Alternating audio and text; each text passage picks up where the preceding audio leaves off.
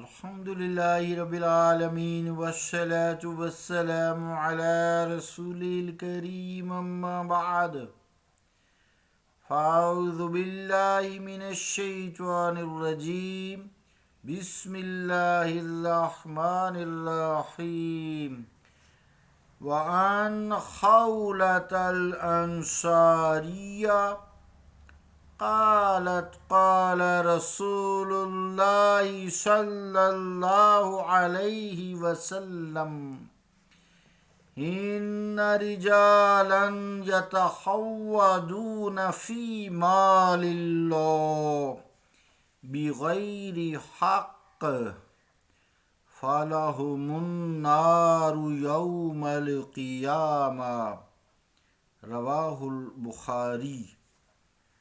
صدق اللہ و صدق الرسول الکریم۔ عزیزان گرامی قدر، السلام علیکم ورحمۃ اللہ وبرکاتہ۔ حدیث پاک کا ترجمہ سماعت فرمائیں گے۔ وہ یوں ہے، روایت ہے حضرت خولہ انصاریہ سے، فرماتی ہیں فرمایا رسول اللہ صلی اللہ علیہ وسلم نے کہ بعض لوگ اللہ کے مال میں ناحق گھس جاتے ہیں، ان کے لیے قیامت کے دن آگ ہے۔ بخاری۔ اللہ اور اس کے رسول کا قول سچا ہے۔ عزیزان گرامی قدر، حدیث پاک کا مفہوم سماعت فرمائیں۔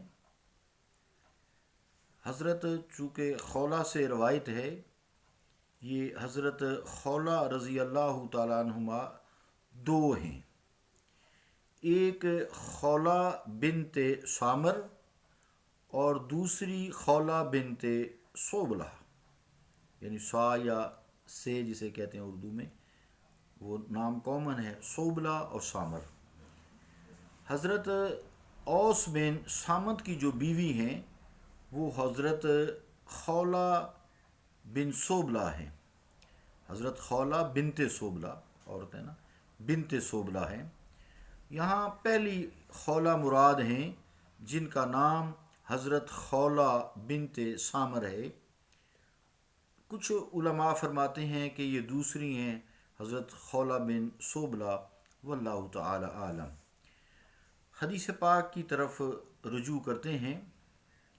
یہاں جو لفظ ہے یہ تخودون، تو خوض خے واو اور زواد جو ہے، خوض کے معنی ہوتے ہیں پانی میں گھس جانا۔ اصطلاح میں خوض اسے کہا جاتا ہے جب انسان کسی باطل کام میں مشغول ہو جاتا ہے، اسے خوض کہا جاتا ہے۔ قرآن کریم کا بھی یہ لفظ ہے، جیسا کہ اللہ کریم فرماتا ہے فَذَرْهُمْ فِي خَوْضِهِمْ يَلْعَبُونَ، یا فَذَرْهُمْ فِي خَوْضِهِمْ، کوئی زواد پڑھتے ہیں کوئی دواد پڑھتے ہیں، یلعبون۔ بس اے مصطفیٰ انہیں رہنے دیجئے کہ یہ کھیل تماشے میں ڈوبے رہیں، گھسے رہیں۔ تو یہاں جو یخودون ہے اور پھر ساتھ آ گیا فی مال اللہ، اللہ کا مال۔ تو اللہ کا جو مال ہوتا ہے تو سارے ہی اللہ کا، لیکن یہاں اللہ سے مراد وہ مال ہے جو بیت المال کا مال ہے۔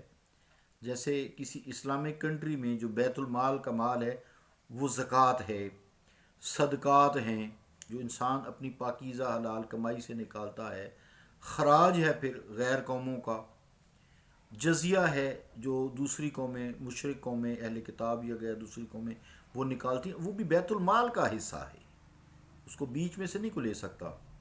پھر مال غنیمت ہے جو جہاد کے دوران آتا ہے، وغیرہ وغیرہ۔ اسی طرح قربانی کی کھال ہے، صدقہ فطر ہے، یہ سارے ایکچولی بیت المال میں جمع ہوتے ہیں، اور اس کے لیے عاملین ہوتے ہیں جو گورنمنٹ آف اسلامک کنٹری جو ہے ان کو مقرر کرتی ہے، اور ان عاملین کی جو تنخواہیں ہیں یا ان کو ہدیہ وغیرہ دیے جا سکتے ہیں، جو جیسا کہ باب کا نام بھی ہے، وہ اسی میں مد سے دیا جا سکتا ہے، اسی زکوٰۃ کے مال، صدقہ خیرات کے مال، یہ جتنے بھی خراج ہے، جزیہ ہے، یہ جو اکٹھے ہوتے ہیں، اس سے ان کی تنخواہیں بھی ادا کی جا سکتی ہیں۔ ایک پورا سسٹم ہے ایک پورا محکمہ ہے، ایک محکمہ بیت المال ہے، جو پورے ملک کے لیے فائدہ مند ہے، پوری اسلامک ورلڈ کے لیے فائدہ مند ہے، لیکن افسوس کہ جیسا کہ حدیث سے ظاہر ہے یہ اللہ کا مال ہے، اللہ کے مال میں سے ہی لوگ غائب کر لیتے ہیں، کھسکا لیتے ہیں، چوری کر لیتے ہیں، اس میں کرپشن کر لیتے ہیں۔ ایک تو وہ ہوتا ہے نا جو عاملین ہیں وہ کرپشن کرتے ہیں، اور ایک عاملین نہیں ہے، وہ اکٹھا نہیں کرتے، وہ اپنے گھروں میں اکٹھا کرتے ہیں اور نام لگا دیتے ہیں کسی اسلامک کام کا، رفائی کام کا۔ جیسے کہ ہمارے ملک میں بے شمار ایسی تنظیمیں موجود ہیں، ہاسپیٹلز ہیں، اب تو ڈاکٹرز ہیں، رفائی ادارے ہیں، ایسے کلینک بن گئے ہیں، لوگوں سے مال بٹورتے ہیں، جی ہم غریبوں کی مدد کرتے ہیں، کوئی نہیں کرتے، اپنے ہی پیٹ بھرتے ہیں، بس تھوڑا سا ان کو کھلا دیا بہانے سے بھی، تاکہ پھر لوگ دیں گے نہیں۔ تو اس طرح یہاں حدیث پاک سے مراد یہ ہے کہ یہ لوگ ڈوبے ہوئے ہیں اس کرپشن میں، جو زکوٰۃ کا مال کھاتے ہیں، بیت المال تک آنے ہی نہیں دیتے، یا جو بیت المال والے وہاں ملازم ہیں وہ کھا جاتے ہیں، چاہے وہ گورنمنٹ کے حکمران ہوں، چاہے اس کے ملازم ہوں، کوئی بھی ہوں۔ تو یہ حق چونکہ بیت المال کا ہے، اس میں سے پھر حاکم وقت یا جو وہاں آفیسرز مقرر ہیں وہ آگے ملک کے لیے لگاتے ہیں، اس کی فلاح و بہبود کے لیے لگاتے ہیں، سڑکیں بناتے ہیں، پل بناتے ہیں، ڈیم بناتے ہیں، رفائی کام کرتے ہیں، ادارے بناتے ہیں، اولڈ مین ہاؤس بناتے ہیں، معذوروں کے لیے ادارے بناتے ہیں، یعنی بے شمار کام کرتے ہیں، ہاسپیٹلز بناتے ہیں، اسکول، کالجز، یونیورسٹیز بناتے ہیں۔ اب یہ سلطان اسلام کی اجازت کے بغیر کو نہیں لے سکتا، یا وہ اسے خود دے، اور وہ بھی حق دے کر، دیکھ کر دے۔ تو معلوم یہ ہوا کہ حدیث پاک سے یہ جو بیت المال کا حق ہے، یہ دوسرا آدمی بیچ میں کوئی بھی نہیں کھا سکتا، چاہے وہ ادارے بنائے، چاہے وہ مدرسے بنائے، چاہے وہ کیسے بنائے، کیونکہ انبیاء نے تو یہ کام نہیں کیا۔ اس لیے حضور کریم صلی اللہ علیہ وسلم نے فرمایا کہ یہ اللہ کے مال سے بغیر حق، یعنی ان کا حق نہیں ہے۔ حق نہیں، کام کاج کریں، اپنے کاروبار کریں، بزنس کریں، تعلیم لیں، کہیں جاب کریں، یہ اللہ کے مال میں سے کرپشن نہ کریں۔ پھر سلطان اسلام ہے، حکمران ہے، وہ بغیر اجازت کے، بغیر اپنی کابینہ کے، مشاورت کے نہیں کھا سکتا۔ اب یہ بھی نہیں ہے کہ ساری کابینہ جو ہے مشاورت کرے جی ٹھیک ہے یہ کرپشن جائز ہے، یہ بھی درست نہیں ہے۔ تو ان کے اوپر ایک علماء خیر جو ہے وہ ہوتے ہیں، اور وہ بغیر حق کے لے لیتے ہیں، ان کا حق نہیں ہے پھر بھی کھا جاتے ہیں۔ یا دوسری صورت یہ ہے کہ ان کا حق کم ہے، یہ ملازموں کی بات ہو رہی ہے، یہ بیچ والے بندے فارغ ہیں، ان کی بات نہیں کر رہے۔ حدیث پاک کا یہ مفہوم ہے جو ہے نا کہ انا رجالن، کہ بے شک وہ مرد یا انسان، بندے جو بھی، یا لوگ، رجال کا کئی معنی ہے نا، چاہے عورتیں ہوں چاہے بندے ہوں، یہاں مفہوم سارے ہی آئے گا کہ انا رجالن یتخوضون فی مال اللہ، کہ اللہ کے مال میں ناحق گھس جاتے ہیں، بغیر حق، بغیر حق نہ حق گھس جاتے ہیں، فلہم النار، پس ان کے لیے آگ ہے، یوم القیامہ، یعنی جہنم میں ڈالے جائیں گے۔ تو حق تھا نہیں لے لیا، یا حق جتنا تھا، اسے تنخواہ کم تھی تو زیادہ لے لی، یا ہدیہ تھوڑا دیا تھا تو زیادہ کر لیا، خود ہی کر لیا، اس کے اوپر کنٹرول جو ہے تو یا زیادہ لے لیتے ہیں۔ تو عزیزان گرامی کے در ناحق مال کھانے کا، بیت المال کا، اس کی سزا جہنم ہے۔